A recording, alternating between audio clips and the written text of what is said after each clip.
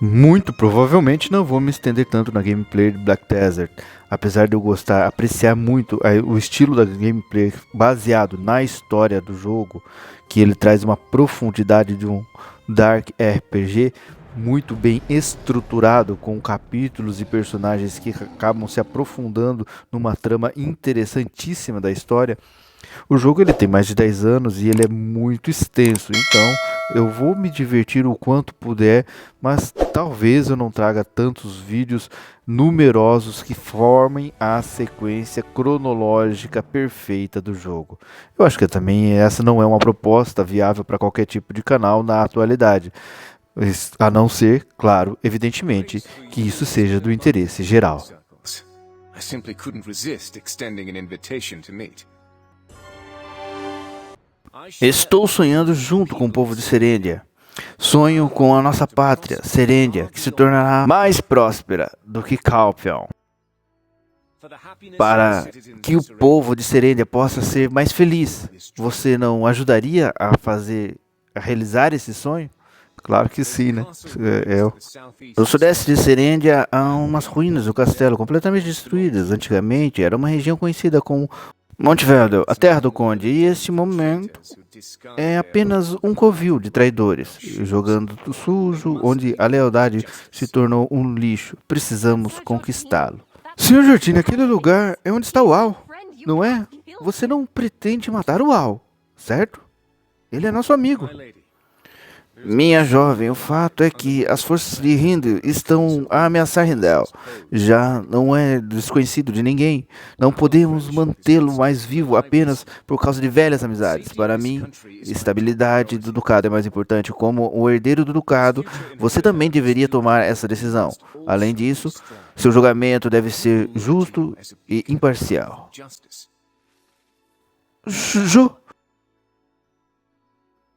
Eu deveria subjugar as ruínas do castelo de Movenbell pessoalmente, mas todas as tropas estão sendo mobilizadas na luta contra bandidos em Baraki. Além disso, o fato de Alfonso, Ronde e eu éramos amigos é algo que todo o povo serendiano sabe. Eles estão pilhando os arredores e aumentando suas forças. Será um problema se tomarem a plantação de Monet nas proximidades. É uma grande sorte ter alguém como você em Serêndia. Nesses tempos, você poderia me ajudar. Se tiver sucesso na subjugação em Montevidéu, prometo lhe dar boas garantias e também vou lhe ajudar nas atividades de encontrar a bruxa branca que você tanto se importa. Claro, estou esperando a sua resposta positiva, senhorita. Tenho uma reunião agora, então estou caindo fora.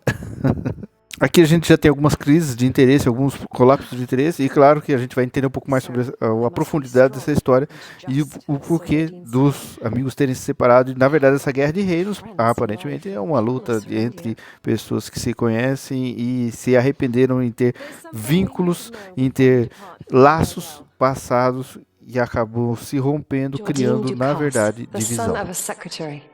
Alfonso Rundi, the son of a knight. And me, Duret Domingat, the youngest daughter of the king. All hailing from different backgrounds, yet we were friends. To one another, we were Joe, Al, and Jerry. Always playing happily with one another. As we grew older, we began to realize the differences in our status. Then everything changed when Calphion attacked. Joe and Al, those carefree scoundrels, enlisted to fight under General Cliff. I remained within the castle walls, entirely unaware of how the war was unfolding. When word came that the enemy was at our door, I tried to escape, but was captured by Calphion. I took a blow to the head when I was taken prisoner. I thought surely my end had come. But when I opened my eyes again, I found myself in Jordine's arms. A strong jaw, a sharp nose, the sound of labored breathing. My heart races each time I recall that moment. After the war, he rose to the rank of Grand Chamberlain. He proposed to me, making us heirs to Serendia.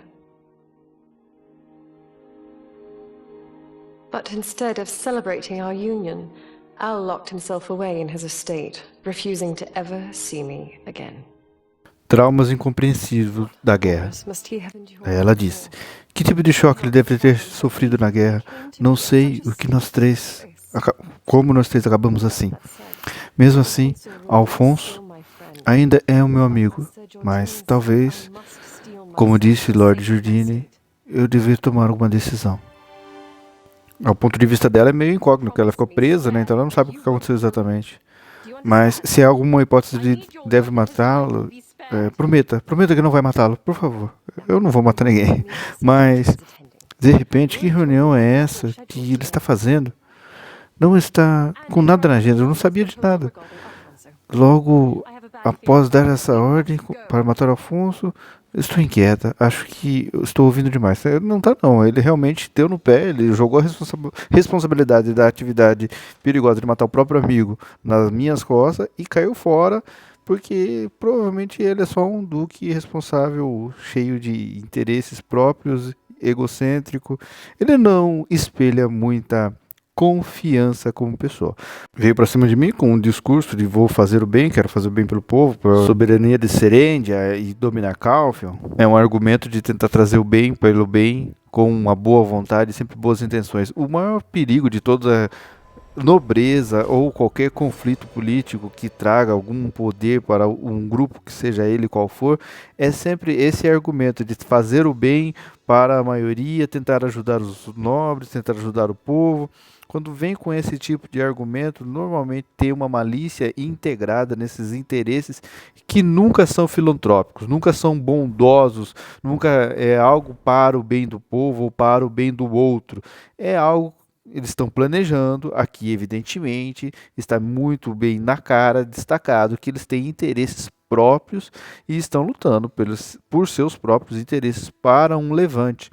Tanto é que no vídeo anterior nós vimos que o Jordine Ducas ele está articulando uma organização com um exército, eles estão fazendo novas tropas para se preparar, eles querem confrontar Calphion, eles querem confrontar a região vizinha. E aqui eu estou tendo esta audiência, depois de ter essa leve audiência, eu vou receber os proclamos das missões consequentes que acabam sendo referentes ao meu nome, né, que eu pelo jogo, pela sequência do jogo, ficou notório o meu poder, a força de combate que meu personagem tem, que conseguiu vencer alguns gladiadores, vencer algumas ameaças que foram para a masmorra e se tornaram um monstro do purgatório. Essas ameaças estavam atormentando toda a região, eram inimigos invencíveis porque estavam envoltos no poder negro, na magia negra dos espíritos negros, e eu, por ser um usuário e também muito habilidoso em combate, consegui derrotar todos eles e agora estou sendo, entre aspas, contratado por Jordane para fazer parte desse levante, dessas intenções dele, e em contrapartida eu estou pedindo informações da Dama de Branco, que é a bruxa de branco que acabou me matando no início. Aí depois eles vão contar um pouco dessa história pregressa que ocasionou em todo esse conflito entre essas duas cidades. Aqui é o centurião dos grãos de Serendia, a fazenda de Muret. Logo abaixo está o território do barão Mudvidel. Ultimamente, os soldados de Mudvidel estão visivelmente aumentando, mesmo sendo um lugar em ruínas. Isso significa que eles estão desviando secretamente suprimentos militares ou a um outro colaborador. De qualquer forma, cheguei aqui, mas como vou me explicar? Não posso simplesmente perguntar se eles estão em conluio com o Al, certo? É só falar sobre os impostos da fazenda de Elda. Ótimo. O cumprimento deve ser feito naturalmente. Naturalmente. Não fique bravo. Ela realmente está muito tensa, ela tem uma quedinha especial pelo Alphonse aí, não digo matrimonial, mas provavelmente um sentimento especial por esse personagem e quer tratá-lo muito bem. Sim, sou Merciane, dona da Fazenda Mirage. Nossa, Merciane, podia ser Marciane, né? Seria um nome um pouco mais fácil de se pronunciar. Merciane, parece alguém que trabalha no mercado, sei lá. Que aventura traz a senhorita aqui? Oh, quanto tempo! A senhora Merete continua diligente como sempre. Ótimo. A propósito, como está a preparação para os impostos? Nossa, ela meteu essa. Ela queria ser discreta, né? Chegar aqui e descobrir algum motivo para ajudar o Al sem se manifestar. Ela queria se introduzir nessa trama. O objetivo da Jarete aqui é meio simples, né? Ela quer se introduzir dentro da complexidade política que os dois amigos estão lutando contra, né? Um tem um objetivo, o outro tem um outro objetivo que ainda não foi explicado diretamente aqui na história. Além do que pensa o Thomas, né? Que é o noivo dela, que ele quer se tornar também duque, por isso que ele é noivo dela, esse noivo com ela para conseguir o título de ducado que ela tem. E claro que ele já falou pro reverendo lá que seria o objetivo dele é ampliar as forças de Serendia sobre Calpion. Sendo assim, eu creio que os dois têm uma ideia semelhante. Mas muito provavelmente sobre tomar posses de terras, espaços, territórios e ampliar o poderio, a soberania de cada um dos ducados. O outro parece que o Alphonse, no caso, ele tem um território menor e, evidentemente, o ducado é um território muito maior, próximo ao rei. Eu não sei se vocês sabem, mas em nível de hierarquia, o ducado ele é o que mais se aproxima do rei. Então, se houver a falta da família real, por exemplo, a morte do rei e do príncipe, os herdeiros, que se forem, a família que sucede a coroa são os duques. Por isso o ducado ele é considerado um dos mais importantes dentro da hierarquia da nobreza. Sendo assim, muito evidentemente, a própria Jarete, ela como é filha de um duque, uma duquesa, ela tem todo um poderio quase que de um príncipe. Ela é muito forte no que ela diz. Como nobre, ela é muito relevante dentro de todo o território. E aqui a Jarete está utilizando da sua força com o poder da nobreza para exigir da Merciane que ela retire as tropas que estavam defendendo suas terras, né? Essa é uma terra muito próspera, que paga grandes impostos e mantém todo o território. Porém, ela estava redirecionando tropas para proteção por conta da invasão de várias criaturas. Então, daí, sob consequência, a missão minha vai ser retirar essas criaturas, esses monstros que estão invadindo essas fazendas, esses territórios, porque isso representa uma forma ofensiva de aglomeração militar que pode se tornar uma rebelião contra o ducado, contra o Thomas lá e a discussão que começou bem no início do arco. Por isso, a Jarete está tentando articular essa dispersão militar que aparentemente está se organizando nas fazendas periféricas em força de um baronato menor ou utilizando-se para um possível levante contra o ducado. Seguindo o diálogo, a principal estratégia de Jarete seria a ampliação dos impostos do ducado contra os baronatos, dificultando assim a sua expansão militar e entre outras dificuldades.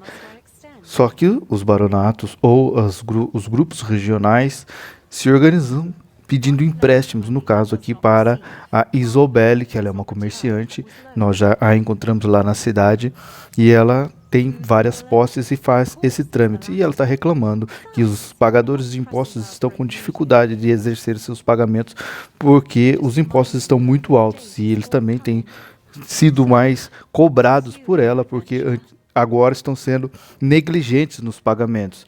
Aí surge o porquê deles terem feito esses empréstimos, que é para organizar um exército das ruínas. As ruínas são um castelo que está devastado, um local que está em ruínas, e tem um grupo de militares que estão isolados ali como artifício para um possível levante revolucionário. Então, gostaria de pedir que você voltasse à escolta. Você poderia ser o meu empregado oficial. Jarete, estou literalmente aqui. Você não pode ser tão ousada em roubar o meu campeão assim. Não tive essa intenção.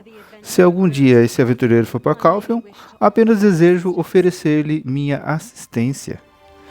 É uma briga de poderes natural. Eles estão vendo as qualificações minhas como aventureiro e estão querendo utilizar um pouco disso daí. Vá também para o caminho do Portal Leste, onde a escolta são os melhores. Então já está direcionando para a próxima missão. Se você continuar agindo assim, na minha frente, ela como duquesa, né, já tá achando ruim, já. Tá me indicando. Vou tomar mais cuidado então, jovem senhorita. Aí já começou os atritos da nobreza.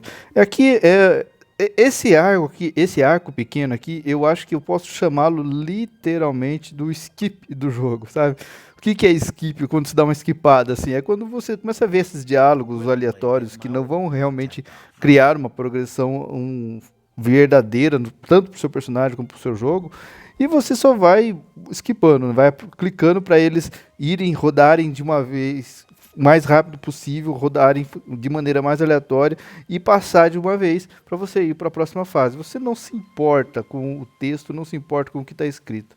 O ponto desse arco aqui, com certeza, é o levante revolucionário que o Alfonso, o amigo dele, está criando. E isso tudo vai ter relação com esses exércitos da ruína, que a gente vai chegar lá. E ao encontrar esse exército da ruína, vamos descobrir que o Alfonso ele tem então o poder de uma pedra negra, que é o interesse maior do espírito negro. Portanto, aí sim voltamos para o plot da história, né, que o interesse do espírito negro é evoluir, também o nosso interesse é fazê-lo evoluir para com que ele tenha mais força e nos dê mais CP, mais combate, mais potencial de combate. Evoluindo o espírito negro, a gente consegue evoluir ferramentas, equipamentos e tudo mais dentro da gameplay. Lembrando que a gente tem temos uma união aí praticamente selada com esse espírito negro que nos ressuscitou.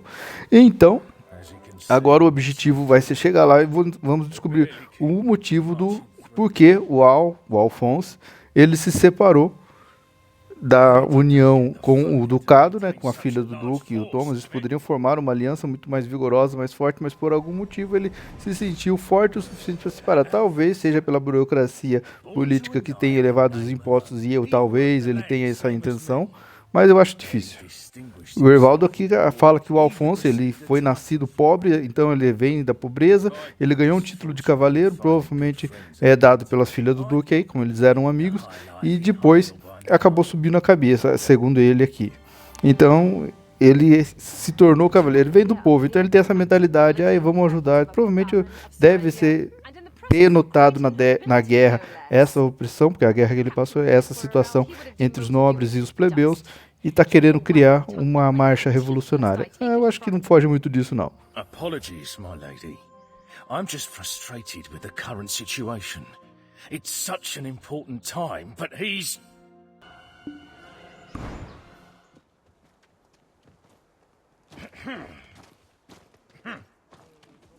Espera aí, esse negão, esse cara aqui, acho que não tá muito combinando com o outro não, tá? É uma coisa errada aí.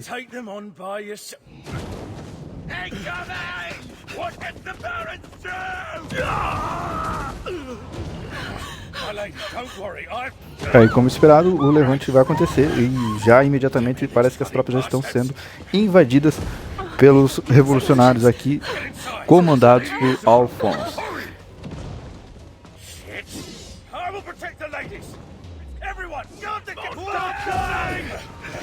Os inimigos aqui em Black Desert praticamente são irrelevantes. A história ela tem uma sequência, mas fazer os combates ou não fazer não demonstra nenhuma força. Você pode fazer tudo automático, eles são bem simples, não importa nem o chefão.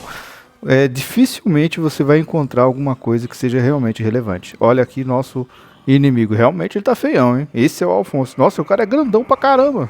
E tá aí. Ele tem, com certeza, vínculo com o poder das sombras, o espírito negro. Aquele cara tem as pedras negras, precisamos tomar posse. Alhel fugiu. E as pedras negras. De vez em quando eu acho que esse espírito negro ele realmente é das trevas mesmo, porque ele tem uma personalidade meio obscura, né? Você não sente muita empatia, muito nada nele, só um ar de egoísmo e maldade. Ele sempre quer posse, quer essas coisas pra ele. Ele é sempre assim. Mas agora enfrentar o Al, então tá explicado, ficou muito claro o arco aqui. Esse Al, ele tem uma pedra negra e ele foi possuído, embebecido por esse poder, que agora ele acha que é capaz até de derrubar o Baronato. Mas eu não contava com a minha presença aqui. Vamos lá, vamos encarar ele de uma vez, parar dessa enrolação para seguir pro próximo arco, que eu acho que esse arco esquipado aqui, ele tá muito enrolado, na verdade. Tá para ter um diálogo rápido com as meninas aqui, mas tá todo mundo aterrorizado, e você vai ver todo mundo reclamando, ah, obrigado, tá, meu Deus, você salvou a gente, coisas assim do gênero, ou aterrorizado, ah, como o Barão, o Alfonso se tornou um demônio, tal.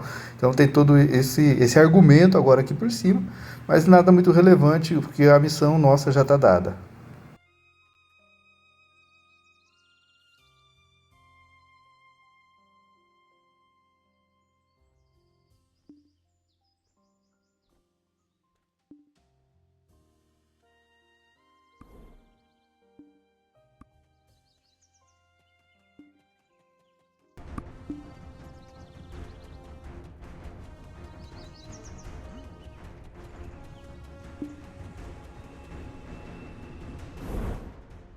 É claro que ele, como um usuário de Pedra Negra, se tornaria um chefe que depois nós vamos enfrentar infinitas vezes lá no Purgatório. Por enquanto ele tem o primeiro enfrentamento, né, que a gente encontra aqui. Vamos invadir a base inimiga, que está muito bem feita, muito bem descrita, cheia de soldados, e encontrar, enfim, esse inimigo, esse vilão, para descobrir seus propósitos obscuros, que eu acho que não deve ser nada tão relevante, porque o que interessa para nós e também para o Espírito Negro é só a Pedra Negra.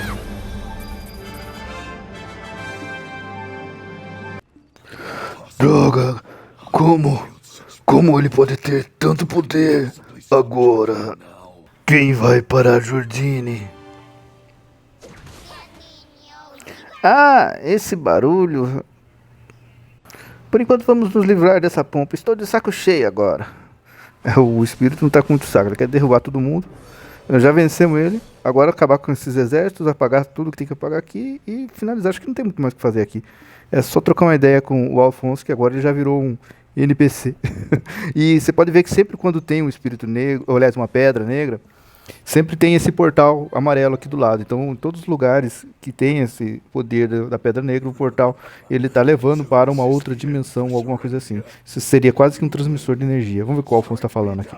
Então, esse é o fim de Serendia. Você me venceu. É simplesmente lamentável que eu não possa levar o Jordine como companheiro para a jornada no inferno. Nossa, ele realmente não gosta do Jordine. Esse cara parece derrotado, tem algo a dizer. O que será que ele tem a dizer? Vamos ouvir. Claro, tô curioso, também quero saber o que ele tem a dizer, para entender logo esse arco aqui, finalizar essa intriga entre esses dois ex-amigos. Agora, não poderemos impedir a guerra que o superintendente vai iniciar. Será o destino. O que tá esperando? Me mate! A última guerra só deixou cicatrizes. Por que você insiste em correr para o fogo novamente? Eu sou filho de um cavaleiro nobre de Serendia, de uma família de conde de Matvel. Jareth, irmã mais nova do conde. Eu achei que ela era da duquesa. E Jordine, filhos do conde. Nós todos éramos amigos. Jareth era um verdadeiro anjo naquela época.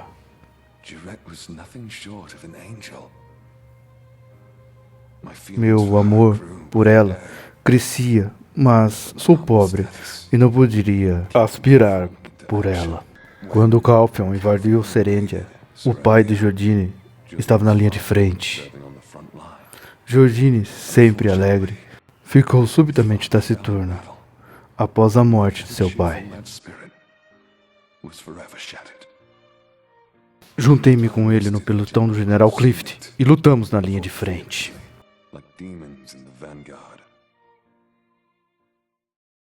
Estávamos prestes a vencer, mas Jareth foi sequestrada pelo inimigo. A mulher que Jordine amava participou do sequestro de Jareth. Apenas eu, seu parceiro, sabia desse fato. Mas como precisava de sua ajuda para resgatar Jareth, não falei nada. Propus ao Mestre Cliff uma formação com uma força-tarefa e decidimos resgatar Jareth com os 3 mais fortes guerreiros. Queria resgatá-la e, se a guerra terminasse em vitória, pediria em casamento, pedindo-a como um herói de guerra. No entanto, o papel do cavaleiro que resgata a princesa passa para a torre que foi tomada. A duração da operação houve uma ação inesperada e Jordine, ao ajudá-la, acabei ferido na perna. Só pude observar enquanto Jordine escoltava Jareth com seus braços. Naquele momento, ainda confiava no meu amigo. Assim que resgatamos Jareth, a guerra terminou. Carfion devastou a região de Montevel para servir de exemplo. Na cerimônia que disputa os méritos da guerra, Jordine foi nomeado como superintendente e ficou noivo de Jareth. E eu me tornei um barão de uma terra em ruínas. Eu acho que isso não é motivo para você fazer uma guerra, mas tudo bem. Desde então, vivi passivamente cultivando a terra até que descobri o plano de guerra de Jordine. Queria impedir a guerra e proteger Serendia, Jareth. Aí vamos, acabe logo comigo. Resumidamente, o final desse arco esquipado aqui é que ele tem o poder da energia negra, mas ele não tem a pedra em mãos. Daí ele vai dizer onde que essa pedra está. Então, a comerciante, aquela mocinha comerciante Isabelle, podia ser Isabelle, né? Era mais fácil de pronunciar, não sei porque eles mudam um pouco as vogais, é sacanagem isso daí. Mas ela vai daí me coordenar para encontrar onde está de fato escondida essa pedra negra, que esse cara, que o Alphonse teve contato e absorveu esse poder, toda essa energia que está no vestigiado nele. Ele descobre então que a Jareth não está a fim de matar ele, fala, me mate, fala, calma, ela quer que você continue vivo, que ela te considera como amigo e tal, e acaba essa relação aí, e deixamos ele de lado, dele, minha determinação e tal. Então, não vai fazer diferença nenhuma. Qual é o nosso objetivo? Encontrar a Pedra Negra. Daí, sobre essa indicação, nós somos redirecionados para a floresta, por uma floresta bem próxima, um pântano que está aqui nas imediações desse mesmo mapa, fica bem perto aqui. Daí, nesse pântano, está escondido, então, esta Pedra Negra, onde nós reencontramos um pesquisador, arqueólogo, que nós estávamos conversando com ele bem no começo, onde ele encontrou a primeira Pedra Negra. Parece que ele está pesquisando os vestígios dessa pedra. E, obviamente, assim como da primeira incursão e na segunda agora, o Espírito Negro absorve o poder dessa pedra. The Vulcans took our homes and drove us away from our lands. But the souls of our dead, they call to us from this artifact. That artifact is the only way we can take back our home. That artifact cannot save you or your kin. Such power can only destroy, not save.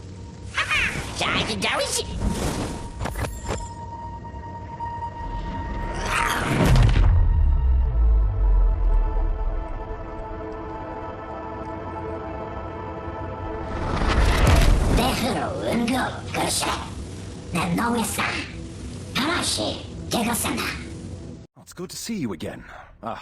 Thank you for securing the necklace. From Balanos to Serendia, no place is safe. I worry that Calpheon will also be in such a state.